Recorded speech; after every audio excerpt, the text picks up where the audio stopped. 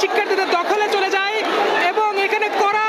নিরাপত্তা চৌকি ছিল সেনাবাহিনীর, তবে সেটি সব পার হয়ে শিক্ষার্থীদের গণজোয়ার ঢুকতে দেখছি আমরা এই শাহবাগে। আমরা দেখতে পাচ্ছি যে পূর্ব পশ্চিম উত্তর দক্ষিণ সব দিক থেকেই আসলে শিক্ষার্থীদের গণজোয়ার ঢুকছে এই শাহবাগে। যেমনটি দেখা যাচ্ছে যে শিক্ষার্থীরা তারা লাঠিসোঁটা নিয়ে আসলে প্রবেশ করছেন এবং তারা তাদের যে এক দফা সেটি তারা বলছেন।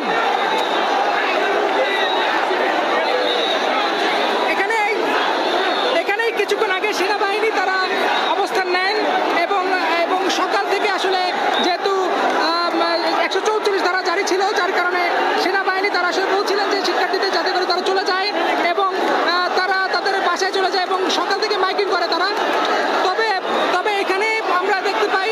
যে হঠাৎ করেই শিক্ষার্থীরা আশেপাশের বিভিন্ন এলাকায় তারা অবস্থান গ্রহণ করেন এবং ঠিক পাশেই আসলে তারা অবস্থান নেন এবং প্রায় বিপুল পরিমাণ শিক্ষার্থী তারা অবস্থান নেয় এবং পরবর্তীতে 11টায় তাদের এই যে সমাবেশ, যে লং মার্চ যেটিকে বলা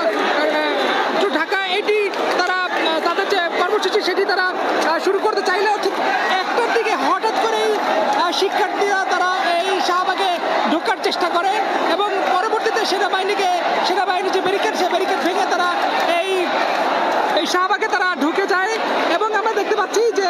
চাঙ্কার পোলের ওই পাশ থেকে বিশেষ করে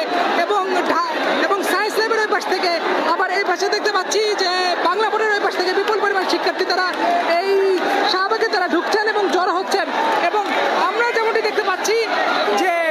এই পাশে শিক্ষার্থীরা এখনও কিন্তু প্রবেশ করছেন এবং সকাল থেকেই আসলে বিভিন্ন জায়গায় বিভিন্ন ধাওয়া পাল্টা দেওয়ার খবর আমরা পাচ্ছিলাম, বিশেষ করে চাঙ্কার পোলের ওদিকে আমরা পাচ্ছিলাম। তবে এখন আমরা দেখতে পাচ্ছি যে শিক্ষার্থীরা তারা কিন্তু এই যে শাহবাগ সেটি তারা আবারও দখলে নিলেন এবং তারা বিভিন্নভাবে তারা আসলে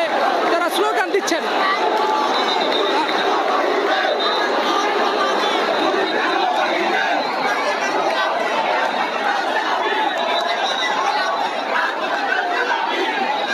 দর্শক, এই আন্দোলনটিকে আপনি কিভাবে দেখছেন এবং আজকে কি হতে যাচ্ছে, কি মনে হয়, এবং এটি কমেন্টের মাধ্যমে জানাতে পারেন। আমরা দেখতে পাচ্ছি যে শাহবাগে ইতিমধ্যে গণজোয়ারে পরিণত হয়েছে এবং